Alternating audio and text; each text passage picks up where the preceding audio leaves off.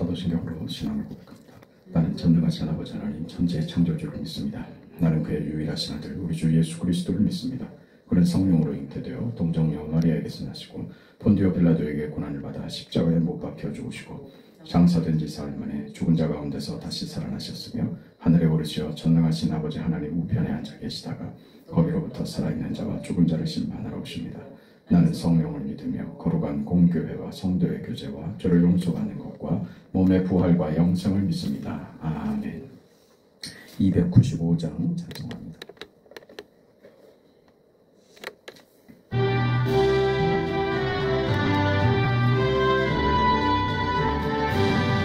큰 죄에 빠진 나를 주 예수 건지사 그 넓은 품에 다시 품으시는 은혜는 저 바다보다 깊고 저 하늘보다 높다. 그 사랑 영원토록 나 찬송하리라. 날로 더욱 귀하다. 날로 더욱 귀하다. 한이 없는 넓은 우리 주의 사랑 더욱 귀하다.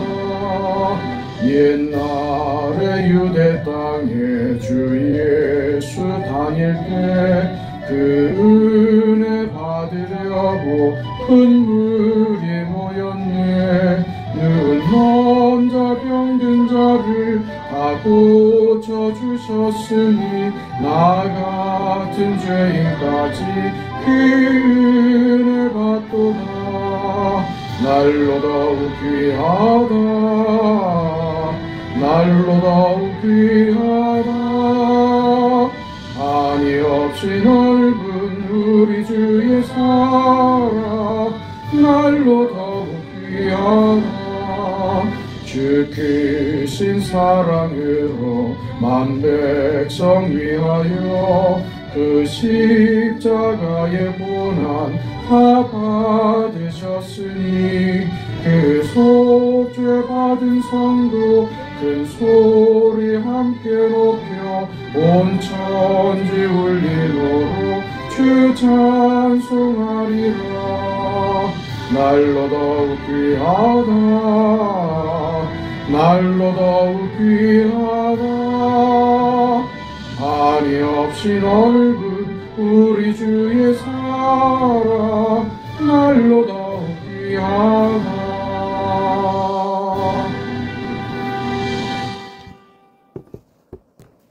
우리 하나님의 말씀 사사기 3장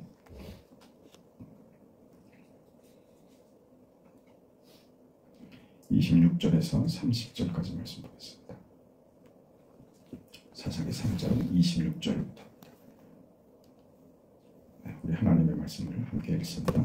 그들이 기다리는 동안에 에봇이 피하여 돌 뜨는 곳을 지나 스이라로 도망하니라.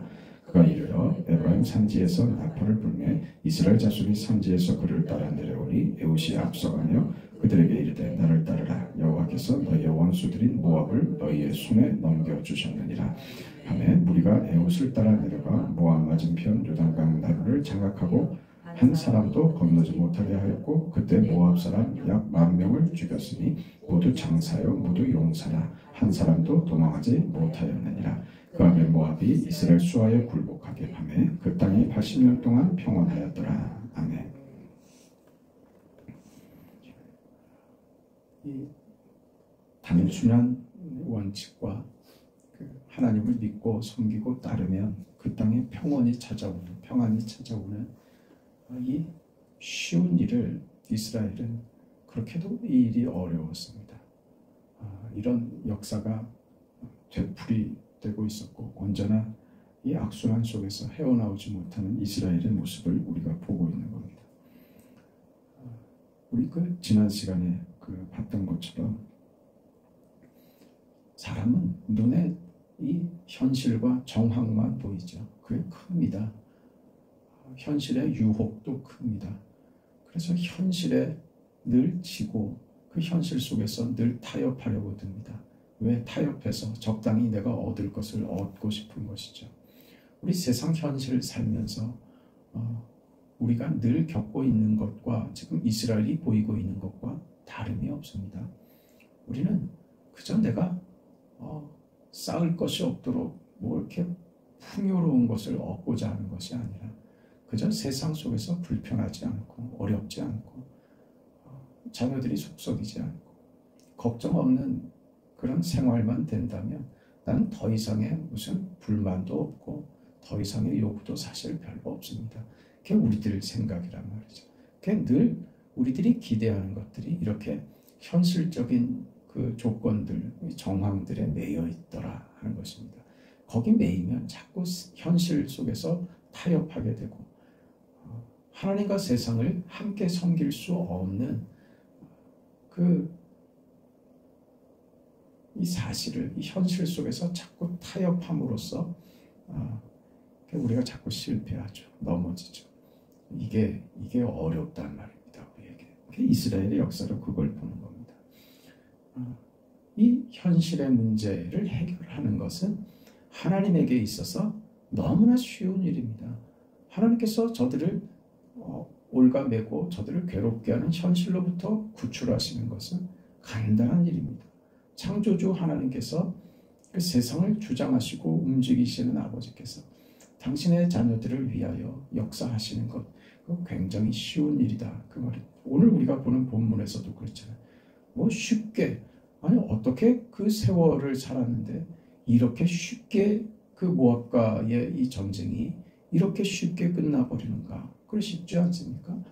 우리는 그 어렵다고 생각하고 우리는 그것이 해결이 안 돼서 전전긍긍하고 그 앞에서 빠져나오지를 못하고 있는데 결국 언약하신 하나님과의 말씀을 기억하고 하나님을 붙드니 그 문제가 저들을 그렇게 괴롭게 했던 현실적인 문제가 이렇게 쉽게 해결돼 버리더라. 그걸 발견하죠. 근데 이것을 왜 이렇게 반복할까 말입니다.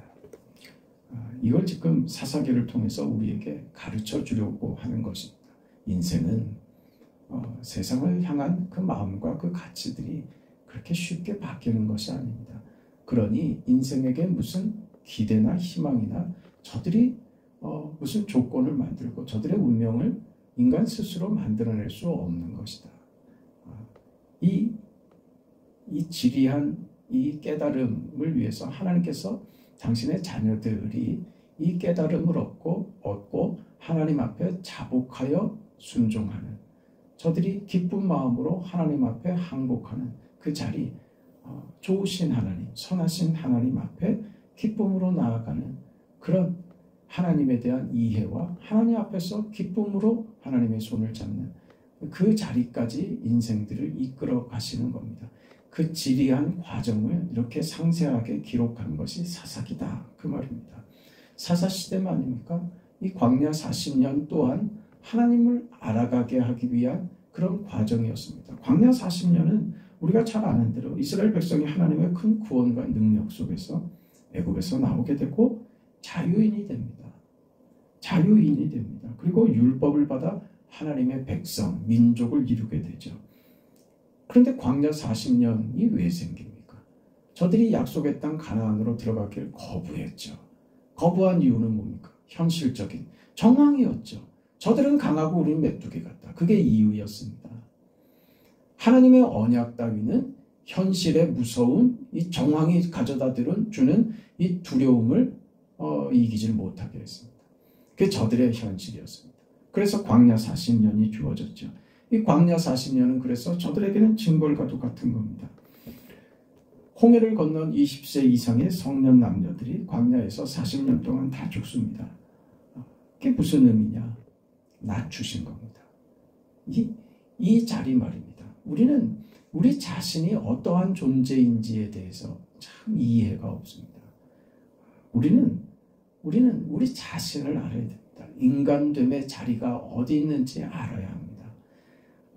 너를 낮추시며 너를 줄이게 하시며 또 너도 알지 못하며 내 조상들도 알지 못하던 만나를 내게 먹이신 것은 사람이 떡으로만 사는 것이 아니요 여호와의 입에서 나오는 모든 말씀으로 사는 줄을 내가 알게 하려 하심이라. 그런 거예요.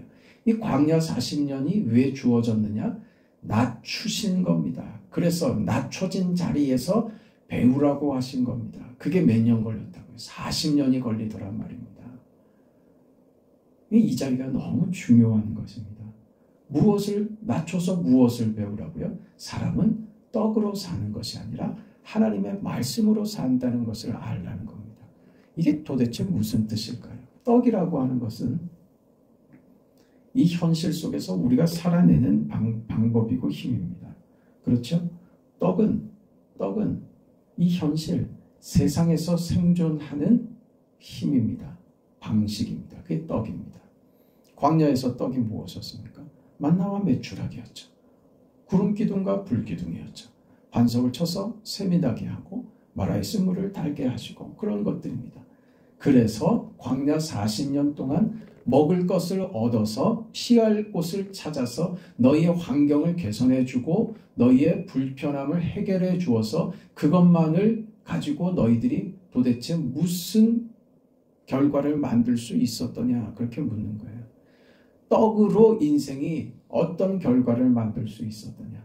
먹는 걸로 세상의 조건들로 우리는 어떤 선한 것도 만들지 못합니다. 그걸 40년 동안 배우는 겁니다. 너를 낮추시고 줄이게 하셨다. 먹고 사는 것이 전부인 인생으로 산 것이 광야 40년이었던 것입니다. 여기에 지금 상대적인 그 개념으로 하나님의 말씀이 등장하는 거예요. 떡과 다른 것이죠. 우리는 세상에서 먹고 사는 것이 전부인 인생이 아니라 떡이 전부인 인생이 아니라 상대적인 개념의 무엇이요? 하나님의 말씀. 말씀은 뭡니까? 말을 한다는 건 뭐예요? 대화를 한다는 건. 이건 인격적인 상대인 거예요. 하나님이 우리에게 말씀을 하신다. 이 말은 하나님이 우리를 인격으로 상대하신다. 그런 말입니다. 떡과는 다른 것이죠. 하나님의 말씀으로 산다. 하나님이 우리에게 떡으로서의 관계를 요구하시는 것이 아니라 인격적 관계를 요구하신다. 그 말입니다. 하나님은 우리에게 말씀하시고 우리는 그 하나님의 말씀에 순종하여 따르는 것. 그게 하나님의 말씀이죠. 이 인격적 관계입니다.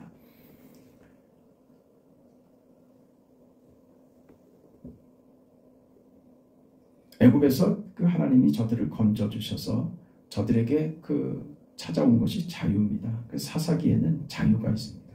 자유라는 것은 선택할 수 있는 것입니다.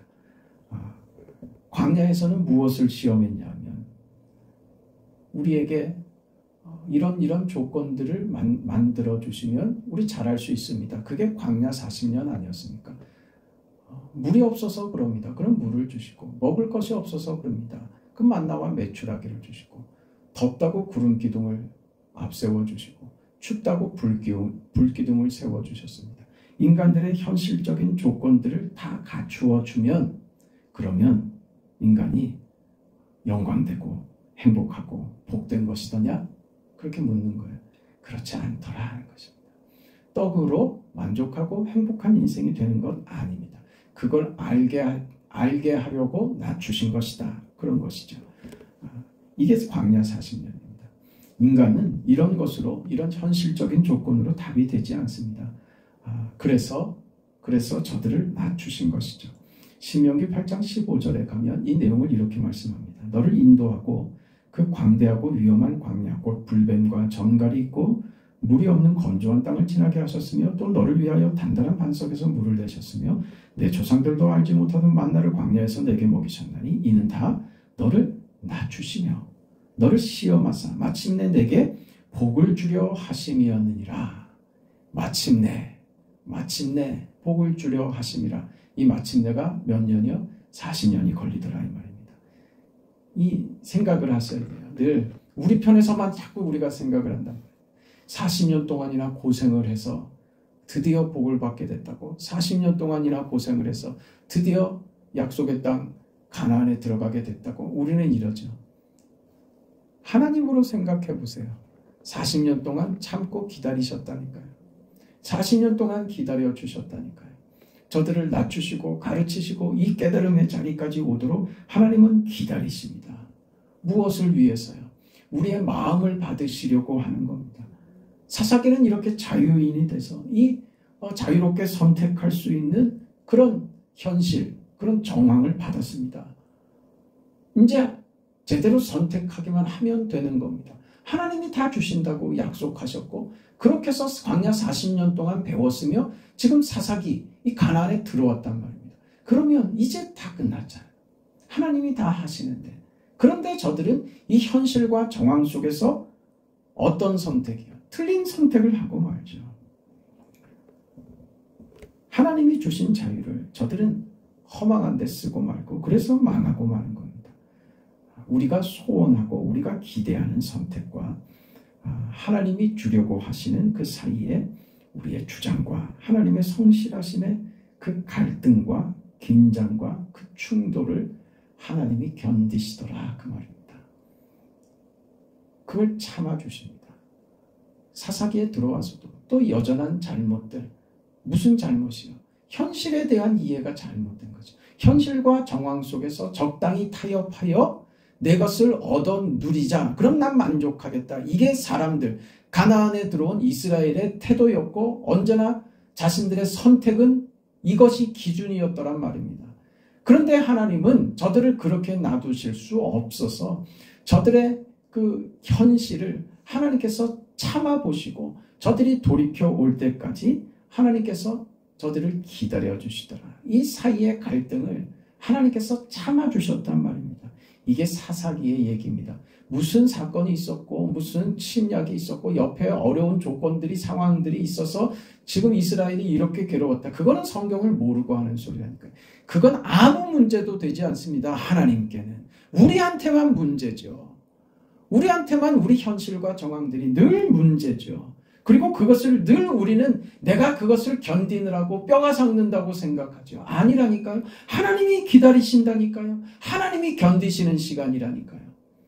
나의 현실과 정황 속에서 하나님을 붙들고 하나님의 은혜로 살기로 하나님 앞에 순복하는 인생들, 자발적인 항복을 하나님이 기다리시더란 말이죠.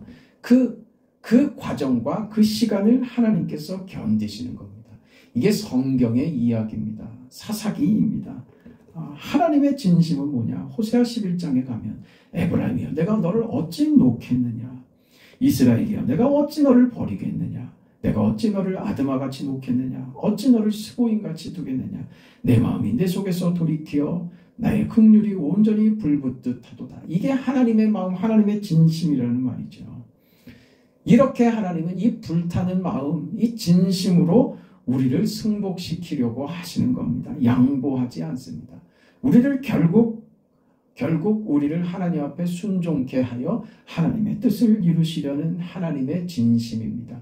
우리의 잘못에 보복하려고 하시는 분이 아닙니다.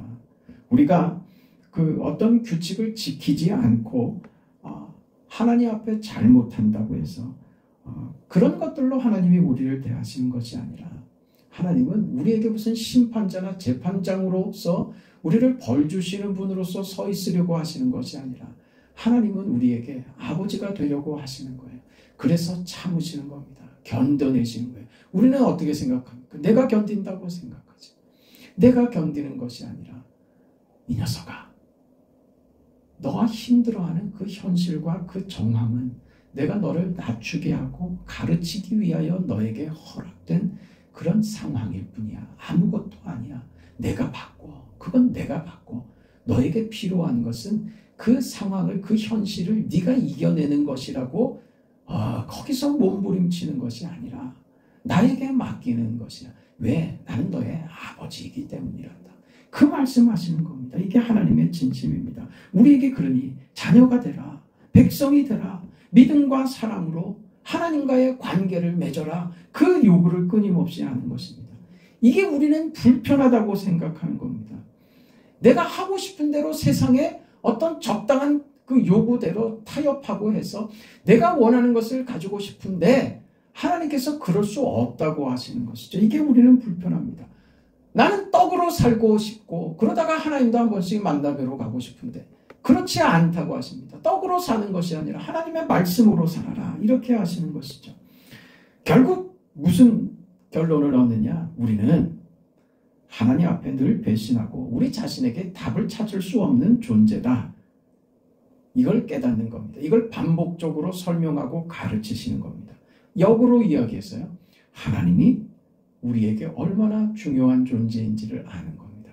나를 기다려주시고 나를 참아주시는 그 하나님이기 때문에 이 절망의 존재, 스스로 결론을, 답을 만들 수 없는 존재가 언제든 하나님을 부르고 하나님의 손을 잡을 수 있다고 하는 이 기가 막힌 이 운명이 우리에게 주어졌다는 겁니다.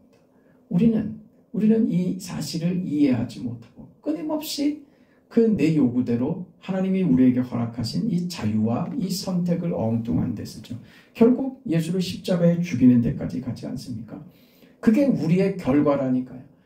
사람이 하나님이 주신 자유로 만든 그 선택의 결과, 예수를 죽이는 것에 있었습니다. 우리는 이 현실 속에서 내가 할 수 있을 것 같고 자유를 주면 현실이 만족되면 내가 무엇을 할 수 있을 것이라고 생각했는데 소원은 있지만 그 소원을 만들지 못하는 내 자신을 발견할 뿐이었죠. 그 결과입니다. 그게 사사기의 결과입니다. 예수께서 우리를 구원하러 메시아로 오십니다. 그러나 그를 죽이죠. 내가 할 수 있다고 생각하기 때문에 그렇습니다. 그래서 우리가 요구한 우리의 선택이고 우리가 만든 이 결과를 하나님께서 뒤집어 엎습니다. 하나님 외에는 방법이 없는 겁니다. 그래서 어떻게 하셨어요? 우리가 죽인 예수를 하나님이 살리시는 거죠. 우리가 결정한 죽음을 하나님이 반전을 일으키신 겁니다. 그게 예수고 부활입니다. 우리의 끝이 어떻게 되는가? 우리의 끝은 절망입니다. 죽음입니다. 사망입니다. 인간이 만들 수 있는 결과는 죽음이다. 이게 성경이 말하는 거예요. 사사기에서 가르치는 진리입니다. 선언입니다. 우리에게 끊임없이 말씀하시는 말씀의 내용입니다. 너희가 만드는 것, 너희가 선택하고 너희가 결정해서 가는 끝은 항상 죽음이다. 절망이다. 그걸 하나님이 너희의 죽음을 부활로 역전시켜서 너희의 선택과 자유로 만든 그 죽음을 내가 반전시킨다. 너희에게 생명이 있게 한다. 그게 바로 이 사사기에서 우리가 보는 것입니다. 이 절망적인 상황에서 간단하게 모압을 쳐부수지 않습니까? 그런 겁니다. 우리는 하나님이 주시는 인생을 살지 않으면 우리는 언제나 절망하고 늘 실패하고 하는 것만 있을 뿐입니다.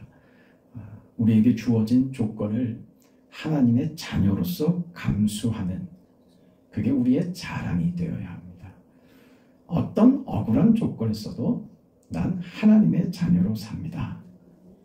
그 고백으로 하나님의 이름으로 우리의 현실과 정황을 감수하는 것, 이것을 믿음이라고 하는 겁니다. 옆에서 아무리 우리에게 시비를 걸어도 우리는 압니다. 그 믿음이 무엇인지, 하나님이 어떤 분이신지, 세상에 답이 없다는 것을 압니다. 승리는 우리 것입니다. 그걸 어디서 봤어요? 예수 안에서 확인되는 겁니다. 죽음밖에 만들지 못하는 인생이 하나님의 자녀가 되고 이 믿음으로 살 수 있는 은혜를 허락받았습니다. 명예롭게 사시죠. 그게 우리의 자랑인 줄 알고 사시죠. 그 인생을 사는 것, 예수로 확인되고 증거된 것입니다. 결국 승리하게 하시는 하나님, 우리가 아무것도 아닌 것으로 살아내신 성육신의 삶을 본받아서 우리가 지고 망하는 그 자리에서 하나님은 승리를 만들어내신다는 것, 그 믿음으로 사시죠. 하나님의 이 도움이 없이는 우리는 오늘을 살 수가 없습니다. 우리가 살아갈 수 있는 유일한 이유와 힘은 하나님께 있습니다. 하나님 붙들고 이 사사시대와 같은 오늘의 현실을 믿음으로 살아내는 그런 영광과 자랑이, 명예가 우리의 인생이 되기를 바랍니다. 자비하시고 거룩하신 하나님, 하나님의 은혜와 사랑을 감사합니다. 우리는 어렵습니다. 하나님, 이 단순하고 쉬운 인생의 법칙을 믿음으로 살면 된다고 하는, 하나님으로 충분하다고 하는 이 사실 앞에서도 우리는 자꾸 세상이 커 보이고 세상이 무섭고 두렵기까지 하고 그 앞에서 우리는 너무나도 작은 메뚜기 같은 존재라고 느끼는 것이 우리 인생의 현실들입니다. 이스라엘의 실수와 잘못과 실패들을 여전히 이 땅에서도 반복하고 있는 우리들, 하나님이 이 현실 속에서 이스라엘에게 가르치시려고 했던 것, 오늘 우리도 이 현실 속에서 배우게 하여 주옵소서. 자비하신 아버지, 내 인생에 하나님만이 나의 왕이시며 나의 주인이시며 아니 나의 아버지가 되심을 믿고 감사합니다. 아버지, 하나님의 은혜로 살아가는 오늘의 걸음들 우리의 자랑이 되도록 하나님 늘 도와주시옵소서. 병든 자들을 하나님 긍휼히 여기시고 저들의 인생 가운데 찾아가 주시고 하나님의 은혜와 위로로 하나님으로 사는 인생임을 경험하고 고백하고 하나님의 도우심을 구하는 사랑하는 성도들 모두가 되도록 축복하여 주옵소서. 예수님의 이름으로 기도합니다. 아멘. 하늘에 계신 우리 아버지여, 이름이 거룩히 여김을 받으시오며 나라가 임하시오며 뜻이 하늘에서 이루어진 것 같이 땅에서도 이루어지이다. 오늘 우리에게 일용할 양식을 주시옵고 우리가 우리에게 죄 지은 자를 사하여 준 것 같이 우리 죄를 사하여 주시옵고 우리를 시험에 들게 하지 마시옵고 다만 악에서 구하시옵소서. 나라와 권세와 영광이 아버지께 영원히 있사옵나이다. 아멘.